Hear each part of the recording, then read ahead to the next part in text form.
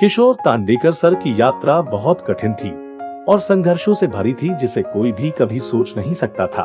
वह नागपुर के कामठी रविदास नगर येरखेड़ा से थे और उनके परिवार की हालत अच्छी नहीं थी। उनकी परिवार की समस्याएं दिन प्रतिदिन बढ़ती जा रही थी और किशोर सर की परेशानियां भी बढ़ रही थी। उनकी मांग को पूरा करने के लिए किशोर को 15 साल की उम्र से ही अपने परिवार का सहारा बनना पड़ा। किशोर सर किसी भी तरीके का काम कर लेते थे, चाहे वह किसी की मदद करना हो या निर्माण साइट पर काम करना। किशोर सर को एक दिन ज्ञान की महत्वपूर्णता का एहसास हुआ। उन्हें यह समझ में आ गया कि अच्छी शिक्षा से उसका जीवन बदल सकता है। उन्होंने प्रेरणा से प्रेरित होकर तुमसर शहर से 10वीं पास किया और फिर 12वीं में पहले वर्ग में डिस्टिंक्शन से पास हुए, जो 2 बार 10वीं में फेल हुए। कौन जानता था कि वह 12वीं में डिस्टिंक्शन से पास हो जाएंगे, लेकिन यह शिक्षा का दौर ज्यादा देर चल न सका। जितने ऊर्जा के साथ उन्होंने पढ़ाई शुरू की थी, उतनी ही जल्द किशोर सर के पढ़ाई पे पूर्ण विराम आ गया। एक दिन किशोर सर के भाई को सेना में चयनित किया गया। उनके पास होने के लिए किसी ने 1 लाख रुपए की रिश्वत मांगी थी, जिसकी किशोर सर के पिता ने व्यवस्था की थी। रण बढ़ता जा रहा था, परिवार के तनाव भी बढ़ते जा रहे थे। एक दिन किशोर सर के पिता ने उन्हें बताया कि अब उन्हें अपने परिवार का सहारा बनने के लिए काम करना होगा। तुम परिवार में सबसे बड़े हो और अभी तुम्हें अपने कंधों पर कुछ भार लेना होगा। किशोर सर को जिम्मेदारी का एहसास हुआ और उन्होंने पिताजी की बात समझकर नौकरी शुरू कर दी। किशोर सर एक लोहे का कारखाना में हेल्पर के रूप में काम करने लगे। वहां लगभग कुछ ही दिन हुए थे कि एक दिन ओवर टाइम करते वक्त दुर्भाग्य से कुछ ऐसा हो गया कि किशोर सर एंगल स्टेटिंग मशीन पर काम करते हुए उनके हाथ मशीन में फंस गए, जिसमें उनकी सभी उंगलियों में गंभीर चोट आई। वह अपने हाथ को निकालने के लिए अपनी ताकत से सब कुछ करने की कोशिश करते रहे, लेकिन मशीन की ताकत इतनी थी कि पहले हाथ को बचाने के लिए प्रयास करते समय दूसरा हाथ भी मशीन के चपेट में आ गया, जिससे उनकी दोनों हाथों की उंगलियों में गंभीर चोटें आ गई। अचानक उनके बाजू में खड़े साथियों ने यह देखा और मशीन को बंद कर दिया। लेकिन जब किशोर सर ने दोनों हाथ देखे तो उसे स्पष्ट दिखा कि उसकी सभी उंगलियां बुरी तरह से टूट सी गई है। तुरंत उन्हें बाइक पर बैठाकर आसपास वाले अस्पताल ले जाया गया, लेकिन सभी अस्पतालों ने उन्हें बताया कि वे उनके मामले से निपट नहीं सकते, क्योंकि अधिकतर डॉक्टरों ने उनके दोनों हाथों के फिंगर्स के हानि को देखते ही उसे बताया कि हमें कोई और विकल्प नहीं है, इसलिए हमें उनकी उंगलियों काटनी होगी। लेकिन किशोर सर अपने आप को पूर्णतः विकलांग जीवन बिताने वाले के रूप में नहीं जीना चाहते थे, इसलिए उनका परिवार नागपुर मेडिकल हॉस्पिटल ले गए। वहां एक वरिष्ठ डॉक्टर ने उनके दोनों हाथों को देखा और एक ऑपरेशन करने की सलाह दी। ऑपरेशन लगभग 7 घंटे तक चला और बड़ी पूर्णता और ध्यान से किया गया। किशोर सर अस्पताल में लगभग 1.5 महीने एडमिट भर्ती थे। अस्पताल में वक्त बिताते हुए किशोर सर सोच रहे थे कि अब वह अपने जीवन में क्या करेंगे और कौन उन्हें नौकरी देगा।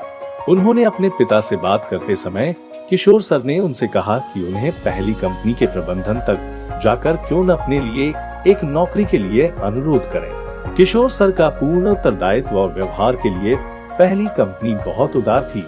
कंपनी ने उसे स्टोर कीपर की नौकरी अपना काम शुरू कर दिया। किशोर पेश की थी, जिस पर उन्होंने 7 साल तक काम किया, जिसमें 5,000 रुपए की तनख्वाह थी। वह फिर से जीवन के वही काल चक्र में बंद से गए और उन्होंने नौकरी सर फिर से समय पर उठने लगे, पर उनके जीवन में कुछ नया नहीं हो रहा था। किशोर सर ने 2008 में शादी की, जिसने उन्हें तनाव में डाल दिया। धीरे धीरे किशोर सर डिप्रेशन में जा रहे थे। इसमें वह हमेशा सोचते कि कम तनख्वाह के साथ इस परिवार का भविष्य क्या होगा। किशोर सर जिंदगी नहीं जी रहा थे, डिप्रेशन के साथ हर दिन गुजार रहे थे। कुछ समय बाद किशोर सर को सरकारी क्षेत्र में नागपुर जिला सुरक्षा रक्षक मंडल में सुरक्षा रक्षक के रूप में नौकरी मिल गई, जिसकी तनख्वाह 3500 रुपए थी। वह 5 साल तक वहां काम करते रहे, लेकिन कभी कभी उन्हें अपनी तनख्वाह समय पर नहीं मिलती थी। एक दिन उनसे मिलने एक व्यक्ति आए, जिन्हें वह कई सालों से जानते थे। वे बातचीत करते रहे और पुराने दिनों की यादों का आनंद उठाते रहे। उस आदमी ने उन्हें बताया कि वह एक रियल एस्टेट व्यवसाय में है और महीने में लाखों रुपए कमा रहे हैं। किशोर सर थोड़ा आश्चर्यचकित हुए थे। और यह देखकर हैरान हुए कि उस व्यक्ति ने इतने पैसे कैसे कमाए। उस व्यक्ति ने किशोर सर को बताया कि वह भी इसी तरह की राशि कमा सकते हैं और अगर वह सेमिनार के लिए आते हैं तो वह इसे समझा सकते हैं। कुछ समय बाद इंतजार करने के बाद किशोर सर सेमिनार में भाग लेने से तैयार हो जाते हैं। कुछ समय बाद किशोर सर सेमिनार में शामिल होने पहुंच जाते हैं। वह देखते हैं कि वहां पे सब लोग चमचमते कोट पहनकर खड़े थे। किशोर सर को उनके लोगों के बीच में खड़े रहने में काफी शर्म लग रही थी, क्योंकि किशोर सर ने ऐसे लोगों के साथ पहले कभी नहीं रहे थे। सेमिनार में स्टेज पर एक मेजबान महिला को देखा जो बिजनेस में शामिल होने के बाद लाखों रुपए कमा रही थी। उन्होंने बिजनेस के बारे में सोचा, लेकिन बाद में अपनी सोच बदल दी और ऐसे ही थोड़ी पैसे कमाए जा सकते हैं, ऐसा कुछ नहीं होता है। किशोर सर यही मन ही मन सोच के वहां से चले गए। एक दिन वही व्यक्ति कार में किशोर सर के सामने आए और किशोर सर ने उसे देखकर अचंभित हो गए। वह व्यक्ति जो बाद में उसका दोस्त बना, उसे बताया कि वह भी इस जीवन शैली को हासिल कर सकता है, लेकिन उसने तुम ही हो जो सेमिनार से वापस आ गए थे, समय गया नहीं है, तुम अभी भी शुरू कर सकते हो।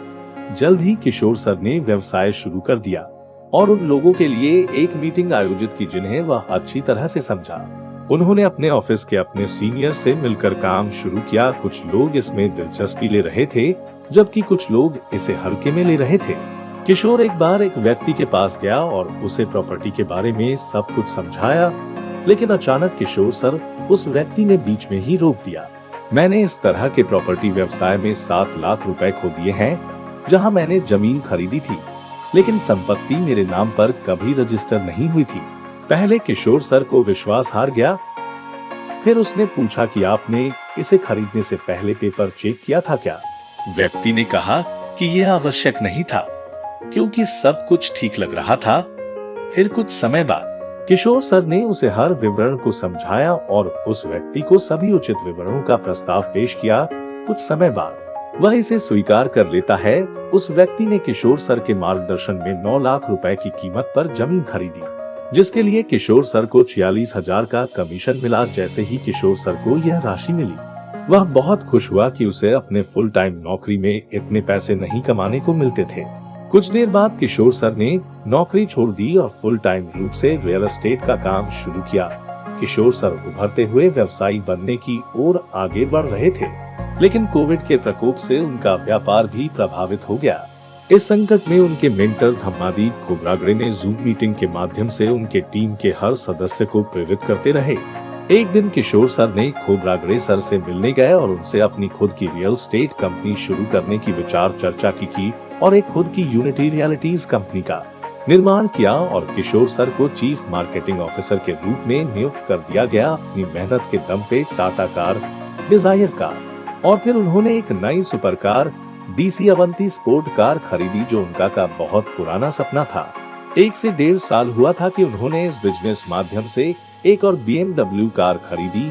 किशोर सर का परिवार भी एक सुखी और संपन्न जिंदगी गुजार रहा है। कोविड-19 की चुनौतियों के बावजूद किशोर सर के नेतृत्व में यूनिटी रियलिटीज ने तेजी से बढ़ती हुई कंपनी की सफलता किशोर सर की मेहनत, सहनशीलता और परिश्रम का परिणाम था।